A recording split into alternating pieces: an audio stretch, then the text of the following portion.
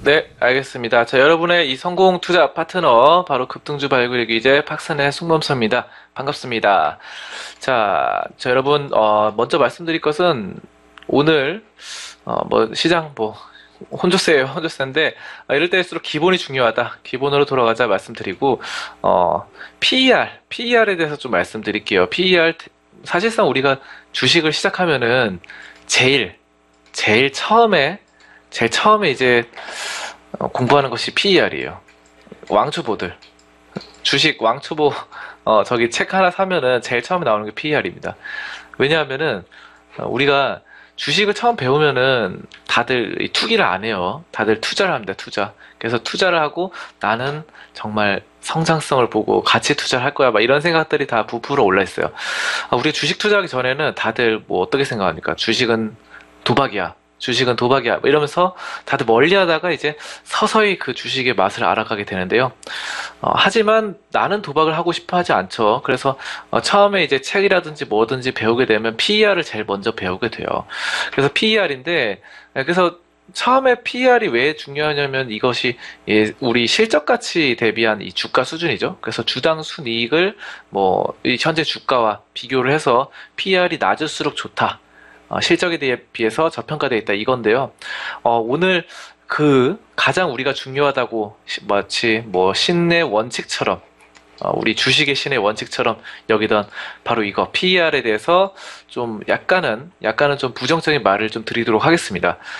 자, 왜 PER이 중요하지 않은가? 바로 의아하겠죠. 당연히 가치 투자자면 누구나 PER을 중요히 생각하기 때문에 그렇죠. 모든 종목이든 봐도 PER이 제가 가장 먼저 띄어서 나옵니다. 재무 분석을 하면은. 근데 PER은 그래요. 이게 그러니까 실적 가치 대비 주가 수준인데 이것이 실적이란 것이 여러분들 맨날 변하죠. 맨날 변합니다. 맨날은 아니고 정확히 말씀드리면 매일은 아니고 3개월마다 한 번씩 변하는데요. 이게 지금 중장기 투자를 하다 보면은 3개월마다 한 번씩 변하는데 이 들쑥날쑥하는 기업들이 있어요. 여러분들 이 실적을 보시면은 어떨 때는 막 굉장히 수익이 잘 났다가 어떨 때는 굉장히 수익이 안 났다가 어떨 때는 굉장히 또 수익이 잘 났다가 어떨 때는 수익이 안 났다가 이런 경우가 있어요. 그래서 이런 경우가 있기 때문에 굉장히 우리가 이걸 하다 보면은 좀 곤란한 상황에 빠집니다. 왜? 이것을 믿어야 되는지 안 믿어야 되는지. 나는 중장기 투자를 하고 싶은데 왜 얘는 이런 식으로 가는지. 실적이 왜 이렇게 엉뚱하게 움직이는지 참 난감합니다. 자, 그래서 일단은 우리가 이 프로 투자자나 일반 투자 모두를 이렇게 PER을 상당히 중요하게 생각하지만 이것이 어느 정도 앞뒤가 바뀌었다는 것이고요. 가령 어떤 주식의 PER이 20배일 때, 20배일 때는 주당 순이익이 1,000원, 1,000원 증가하면 주가가 2만 원 올라야 돼요. 왜냐하면은 원칙상 20배다. PER이 20이라면은 주가가 1,000원일 때 1,000원 올라가면은 2만 원이 올라가야 되는데 실제로 그렇게 일어나지 않아요. 그래서 그런 상황에 따라서 주가가 더 오르기도 하고 또 떨어지기도 합니다. 그래서 어떤 경우도 주가가 훨씬 더 큰 폭으로 움직여요. 그래서 바로 가장 민감한 바로미터 역할을 하는 건 바로 다름 아닌 주가입니다. 주가. 그래서 사실상 우리가 추세를 보고 이렇게 하는 것들, PER이나 PBR 이런 경우 많이 보는데, PBR은 약간 제쳐 놓겠습니다. PBR 이따가 또 다시 말씀드리고, PER보다 주가가 PER이 별로 안 좋아졌다 하더라도 주가 흐름이 좋아질 때가 있거든요. 그럴 때가 있어요. 그래서 주가가 사실상 그 미래 가치까지 모든 것을 반영한다라는 점이고, 그래서 신고가 종목과 함께 눈여겨봐야 될 종목은 주가 변동폭이 크지 않지만 거래량이 증가하면서 상승 신호 점점 강해지는 주식인데, 이런 주식 중에서 PER이 안 좋은 주식들이 있어요. 그런데도 불구하고, 이렇게 주가가 올라가는 경우가 있습니다. 자, 요거는 왜 그럴까요? 굉장히 이상하죠. 근데 웃기는 게 PER이 안 좋은데도 좀 1년, 2년 동안 주가가 올라가는 경우가 있거든요. 1년, 2년이면 어느 정도 중기, 장기 정도로 볼 수 있는데 3년 연속 올라가는 종목이 PER이 안 좋아도 3년 연속 올라가기도 해요. 자, 그런 점에 대해서 오늘 좀 중점적으로 말씀드릴 텐데, 이거 왜 그러냐면은 일단은 PER의 가장 큰 함정은 현재 실적과 주가라는 측면이에요. 그래서 현재 실적과 주가. 그래서 어떻게 됩니까? 현재 실적에서 주가를 나눴다. 그 주가가 커지면은 PER이 주가가 커지면은 이거 잘못 말씀드렸네요. 아무튼 주가가 커지면은 PER이 올라갑니다. 이거 이거 화면에 잘못 말씀드렸고. 그래서 결국은 PER이 낮아야 좋은데, 문제가 있어요. 바로 문제가 뭐냐면은, 이게 기업이 있잖아요. 기업이 불황기가 있는데 업황이 안 좋아질 수 있습니다. 업황. 예를 들어서 기업은 운영을 잘 하고 있는데 어떻게 됩니까? 이 철강 업종이 불황기를 맞이할 수 있어요. 그래서 철강 가격이 내려간다거나 아니면은 반도체 같은 경우는 반도체 D램 가격이나 SD 낸드 플래시 이런 것들이 가격이 안 좋아지는 경우가 있어요. 자, 그런 경우는 어떻게 될까요? 근데 그런 가격들은 그 원자재 가격들은 어떻게 됩니까? 이것도 떨어졌다 올라갔다 반복합니다. 그래서 바로 그런 점들 봤을 때 가격이 원자재 가격, 철강 가격이 떨어지거나 반도체 가격이 떨어졌다. D램 가격이 떨어지면은 반도체 해당 종목은 삼성전자 같은 종목, SK하이닉스 이런 종목들은 가격이 실적이 좀 떨어집니다. 실적이 어쩔 수 없어요. 그리고 철강 가격이 떨어지면은 마찬가지로 철강 지수인 포스코나 현대제철 이런 철강주들이 떨어지겠죠. 그런데 중요한 것은 뭐냐면은 만약에 PBR, 자산 가치가 뒷받침이 된다고 한다면은 이런 업황이 안 좋아졌을 때 다시 턴어라운드해서 업황이 다시 좋아졌을 때 수익을 극대화시킬 수 있다는 거예요.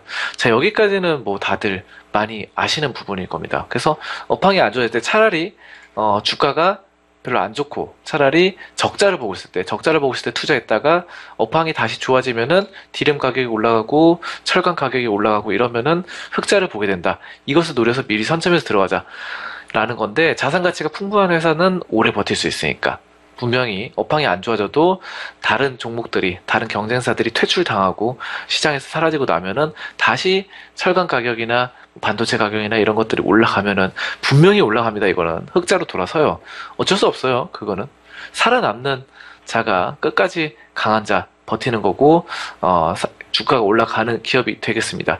자, 근데 중요한 건 뭐냐면은 여기까지는 우리가 다들 알겠으니까 아무튼 그래서 적자 본다는 거, 적자를 보게 되면 PER도 마이너스가 나옵니다. PER도. 근데 그렇다고 해서 투자를 안 하는 것이 꼭 좋은 것이 아니다. 이럴 때, 적자일 때 투자해서 업황이 좋아질 때 결국은 좋게 수익을 가져가자라는 부분이고, 또 한 가지가 있습니다. 업황이랑 상관없이 가져가는 건데, 업황이랑 상관없이 이게 기업이 있는데 이 주가가 이렇게 막 떨어지는 경우가 있어요. 그리고 갑자기 장사를 잘 하다가 PER이 마이너스로 돌아서는 경우가 있습니다. 갑자기 적자가 나는 경우가 있어요. 이거 왜 그럴까요? 업황도 괜찮은데, 업종도 괜찮은데, 그렇다고 여기서 손절매를 하고 이러면 안 돼요. 갑자기 흑자가 나던 기업, 자기 자본 이익률 ROE가 흑자가 나던 기업이 갑자기 적자로 돌아서는 경우가 있거든요. 근데 보통 이렇게 되면은 가치 투자자들이 함정에 빠져가지고 아니 나는 실적 좋은 종목만 투자할 거야. 나는 분명히 흑자가 나는 기업에만 투자한다. 근데 갑자기 적자로 돌아섰기 때문에 손절매를 하는 경우가 많아요. 이거는 좀 제가 권장하지 않는 방법입니다. 왜 그러면은 기업을 잘 살펴봐야 돼요. 적자로 돌아섰을 때 왜 적자로 돌아섰는지 잘 살펴봐야 됩니다. 여러분, 설비 투자라는 것이 있어요. 설비 투자. 설비 투자가 뭡니까? 예를 들어서 기업이 공장을 운영하는데 그 기계를 새로 들여 놓는다거나, 기계가 원래 한 개였어요. 조그만 공장에서 한 개였는데 이 기계를 3개, 4개까지 늘렸습니다. 그러면 처음에 기계를 만들어서 기계가 비쌀 거 아니에요. 좋은 제품을 만드는 회사라면 기계가 비쌀 텐데 수십억씩 하는 그런 기계들을 4개, 5개 늘려놨다. 그러면은 그만큼 적자가 날 수 있어요. 생각을 해보세요. 수십억, 50억 하는 기계를 6개를 들여놨다. 그럼 300억이 들죠. 300억이. 그럼 300억이 마이너스로 책정이 됩니다. 그렇기 때문에 기계를 늘려놨어요. 근데 이 회사가 지금 왜 기계를 6대를 늘렸냐면은 사실상 이 수주량이 너무 많아가지고 기계 몇 대 가지고 기존에 있는 거 가지고는 해결이 안 되는 거예요. 이거를 맞추지를 못해요. 그래서 발주량을 맞추지 못하고 납기를 맞추지 못합니다. 그래서 만약에 다음 달 1일까지 해야 되는데 그 기계가 원활히 안 돌아가기 때문에 안 돼서 기계를 늘려서 대폭 양산 체제로 돌아선다. 라는 부분. 이런 게 있어요. 그래서 양산의 체제가 돌입하게 되는데 결국은 단기간에서 실적은 마이너스로 돌아서게 됩니다. 여러분. 그래서 PER이 마이너스로 뜨게 돼요. 자, 그런데 회사가 근데 만약에 아까 수주량이 굉장히 많다 그랬죠. 수주량이 많아가지고 뭐 물건을 많이 생산했어요. 그래서 뭐 기계를 다 들여오고 1년 지나고 난 뒤에, 1년 지나고 난 뒤에는 그 많은 기계들을 2배, 3배, 4배 된 기계들을 바탕으로 엄청난 양을 찍어내는 거죠. 그 제품을. 그래서 영업도 열심히 하고 해서 결국은 매출이 2배, 3배 신장되게 됩니다. 이러면은 주가는 만약에 여기서 30% 떨어졌다. 적자 나게 돼서 30% 떨어졌다. 하지만 이게 흑자로 조금만 돌아서면은 30% 올라가는 것이 아니라 3배, 4배 올라갈 수 있습니다. 왜냐하면 매출이 예전에 기계 한 대일 때보다 매출이 훨씬 더 많이 뛰기 때문이죠. 매출이 3배, 4배 뛰게 되니까. 결국은 PER은 순이익을 산정을 하는 것이기 때문에 순이익만 가지고 여러분들이 가치를 책정할 수 없어요. 그래서 PER이 마이너스로 돌아섰다. 라는 것에 대해서 너무 겁먹지 마시기를 바랍니다. 그래서 제가 드리고 싶은 말씀은 이 순이익이 절대적인 것이 아니다. 오히려 영업이익이나 매출 같은 부분을 좀 보자라는 말씀을 드릴 수 있겠고요. 그래서 이제 중요한 것이 바로 이런 거고, 설비 투자 확대라고 말씀드렸는데, 설비 투자 확대는 기계만이 해당되는 것이 아니라, 뭐, 공장을 제2공장, 제3공장, 뭐, 해외에도 투자를 할 수 있어요. 그래서 중국에다가 제4공장을 설립했다. 공장을 하나 설립하면은 굉장히 많은 돈이 들어요. 그래서 뭐 중국 어디 지방에다가 제4공장을 설립했는데 여기다가 몇백억에 투자를 했다. 몇천억에 뭐 투자를 했다. 뭐 계속해서 몇백억 투자했다. 그러면은 만약 500억 투자했으면 500억만큼 재무제표에는 마이너스로 뜨게 돼요. 500억. 그럼 어떻게 돼요? 그러면은 이 공장 부지, 땅 사들이고, 건물 짓고, 뭐, 기계 들여놓고, 이러면 또 인력도 들죠. 인력도 새로, 노동비도, 인건비도 새로 들고, 하다 보니까, 500억이 마이너스를 뜨게 돼요. 그래서 이 회사가 결국은, 적자로 돌아서는 경우가 종종 있거든요. 뭐 500억이 아니라 5천억이 될 수도 있고, 좀 크게 사업을 벌일 경우, 또 뭐 몇 조 단위로, 1조 단위로 바뀔 수도 있는 부분이거든요. 정말 초대기업이면, 물론 그런 경우는 많지는 않겠지만. 자, 그렇게 해서 500억이든 5천억이든, 그렇게 되면은 적자로 돌아설 수 있는 겁니다. 그래서 PER은 마이너스가 돼도 크게 너무 염려치 말자라는 점이고, 이런 점들을 대비해서 우리가 영업이익이나, 그래도 이 적자로 돌아서도 순이익은 적자로 돌아서도 아까 전 설비 투자 때문에 영업은 잘하고 있을 수 있어요. 영업 잘하면은 영업을 잘해서 영업이익을 좀 계속 꾸준하게 나오는지 보시면 되고요.